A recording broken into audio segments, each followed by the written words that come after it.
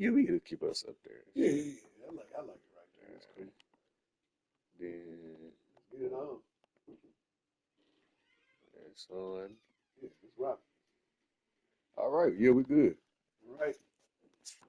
Hey, we got a live studio audience. You ready? Let's go. Yeah. In 3, 2, 1. Play it.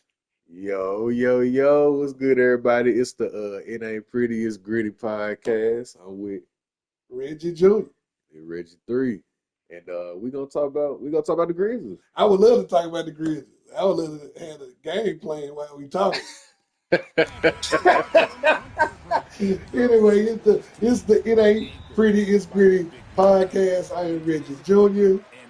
Third. Once again, great job on the intro, sir. Thank you. We're going to get the clock started. We started this podcast because we tired of the narrative. We're tired of the narrative that's being spread by the national media. We are not the national media. We are the Memphis media as far as the Grizzlies go. And it's just time to talk about the realness. And we're going to start off today's podcast, the initial podcast, pilot podcast. Uh, Father-son duo, lots of Grizzlies, lifelong Grizzlies fans. And we're not going to talk about the controversial stuff first. We're going to get to it. That's part of this. And what we want to talk about first is the good stuff. Beautiful thing that's going on in the Grizzlies Nation and Grizzlies right now. The number one most beautiful thing that I've seen on the floor this year is Cedric Michael Jordan Coward. Michael Jordan Coward. Hey man, you called it out. You said it. I don't know if it was the third or fourth game of the season. You said, man, dude remind me of somebody. But we had some comps before that. Yeah. We saw him live. And I think I kept saying, I see a little Kawhi Leonard in there with the mid-range and fundamentals. Right. So it was the walk, you know what I'm saying, his defensive mechanics, his IQ, his fadeaway jumper definitely helped. That's what triggered it. That's what started it. But then when you pointed out the walk, he was walking. He was walking. It was the cuts. It was like the way Jordan be cutting around, going around screens and all that. Yeah. And that was amazing to me because most young guys nowadays, they study, you in your early 20s, they study the LeBrons of the world, the Currys, or, the Anthony Edwards. The fact that, I don't know if his father made him lean that way, I don't be a big deep dive yet. But for him to be studying Jordan, he actually came to the game with a Jordan t-shirt on after we pointed it out. And what tripped me out was he not playing like that. Between the legs, crossover, and Bears, Leonard Bird, Michael Jordan. He playing like 98 MJ. Yeah. That's not that might not be the MJ you go after, but out of the MJs I watched, that was the most efficient. And that's the thing. He don't look like a rookie. He looks like this system. And looks like a veteran. He looks like an NBA veteran. 50, 49. We all know what those numbers mean in the NBA. It's very few. LeBron doesn't even miss with 50, 40, 90 because most of the free throws. And the 3-point percentage too. Yeah. But when you shoot 50% from the field, 40 from the three, and 90 from the free throw line, it's only a very small batch of players that even get mentioned. Yeah, I'm about to say, even rookies. There's not a lot of rookies that do that either. So. Yeah, man. So, very impressed, very pleased. I think the future is bright. And they did a redraft tomorrow. We watched the Dallas game the other day, him against Cooper Flag. No disrespect to Cooper Flag. I don't see it yet. One of the youngest players ever have a 25-point game. Shout out to all that. But Cedric Coward was locking him up. And he just looks like he has that leadership mentality. He cares about the team. The way he talks about the other players on the team already almost in a leadership kind of way. He want to win. He want to win. Speaking of winning, winning, and the reporting time now, the Grizzlies are 4-7. 4-7 right now for 11 games. And it's been a very up and down early season roller coaster, to say the least. And that moves us to the next section, because most people would have started off the podcast talking about the controversy. But we want to do something new. We want to go in a new way. Start off with the good stuff. Coward is the good stuff. Now the controversy. So what you thinking about? I just feel like once we start winning, once everybody understands the system, John's going to find us here. It's really all about the winning. It's also about him. It's all the controversy. All the controversy going on, all the people that's talking about him, all that. He just wants to hoop, like, as a basketball player. Who's Right, you're a hooper as well. You don't know a lot about us. You're gonna get to know more about us. This is the pilot episode. So my son is a hooper, 4 year left in high school, did his thing. One of the best shooters in the family, one of the best shooters in the family. Anyway, now he might be him and his mom is a tie for like one A and one B. And I'm just class clown. I'm curious what I know. But when it comes down to hooping, winning cures all. And with Ja, you just tell he's used to winning. He's been winning since his first year. You know what I mean? So now you got this new system in place. Coach Taylor Jenkins is gone. You got the new coach, Coach Isolo, Thomas Isolo, who I'm a big fan of. And I really feel like with the situation with him and Ja, I know a lot of the people in Memphis are saying one or the other. One got to go, one got to go. You can just tell Memphis has never really had a superstar before. And this dynamic is new to everybody. It's been 13 games. 13 games. And all of a sudden, they're like, man, either get rid of him or trade Ja. Who is coming up with these situations? Ja does with the league. the National League? The National League. And you're gonna hear that a lot from us. And if you're watching this and you're a Grizzly fan, you know we're not just shooting off and we ain't just bullshit with y'all. Y'all know the business. If you're a real Grizzly fan, you've been watching since the get-go. We've seen how games can swing and how the national media tries to make it like it's, oh, you guys are just y'all Memphis. And y'all ought to be happy that y'all even getting covered. And we're going to talk about that pretty soon, too. Like, y'all should be happy that we've been in the league for the last 5 years with this core that we had that was bringing joy to people left and right. When we get on some people's nerves, sure. I know y'all want to blame the gun controversy with Ja. We ain't going that route with it either, because when it's all said and done, this team has been one of the top 5 teams in the West, at least. So if they've been the top 5 team in the West, they've been the top 10 team in the league for the last time. Oh, we've been the most exciting team for the beginning of the decade. Yeah, easily. Just, you don't want to be what they call league past star. And this year we're not exactly that, but if you watch the offense, that's why I'm excited. I need Ja to buy in. That's what I need. Yeah. I'm not saying I'm not going against Ja. I'm not saying get him out of here. I just need Ja to buy in. Like he bought in with Coach Jenkins. It was easier with Coach Jenkins because that was his first NBA coach.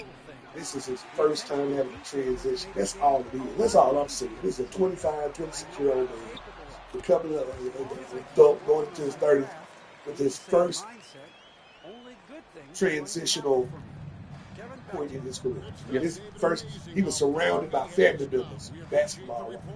You can attest to this as a basketball player. That team that you own, but you play for a lot of different teams. And you had to adjust to new players. And I think Ja just is the first time he had to adjust. As a superstar in this league, I don't think he's handling it well.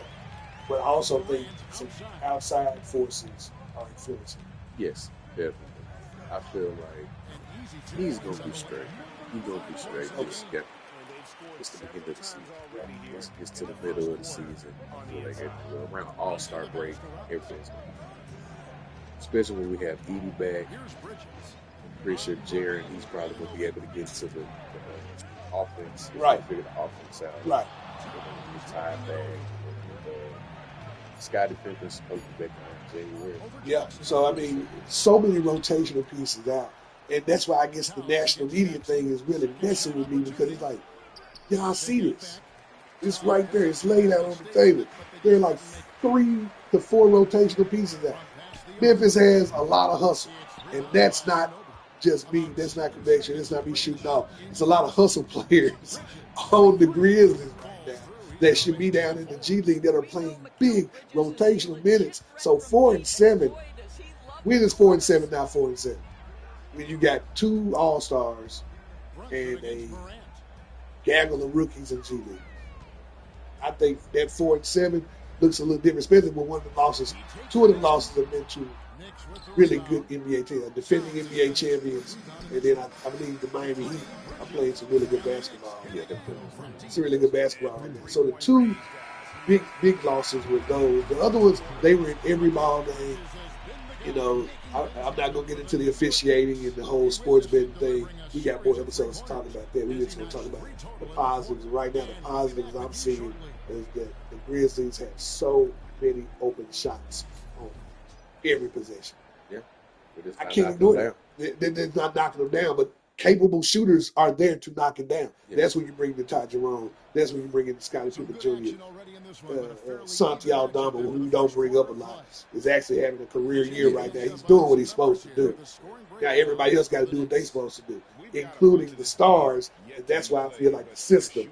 yeah, You mentioned Jaren's off air. You mentioned Jaren's shot attempts. yeah. He's only averaging 11.8 attempts a game, which is 12.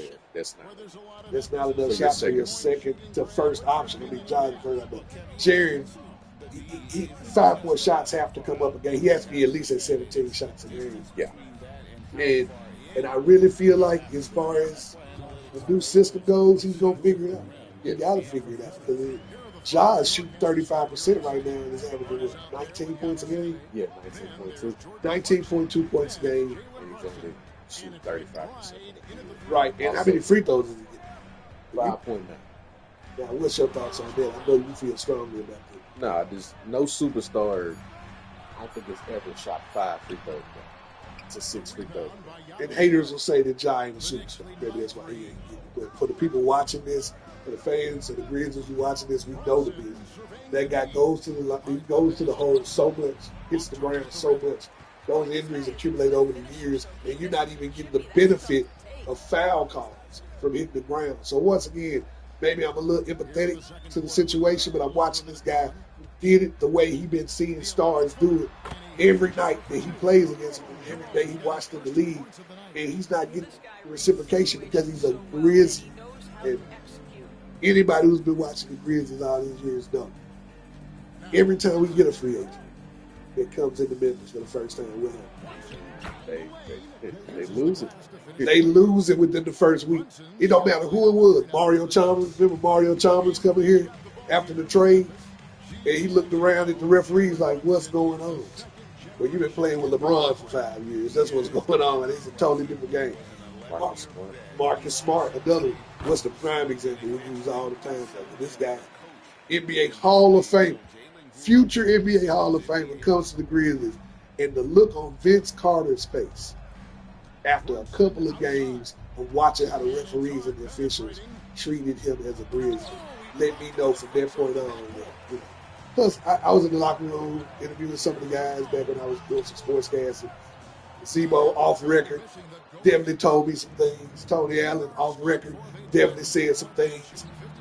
You know, it's noticeable for everybody in the organization. And in order for the Grizzlies to get to where they got to go, they're going to have to suck it up, learn how to play around it. And I think that's what Coach Isolo is telling them people every day in the time, every day in the practice.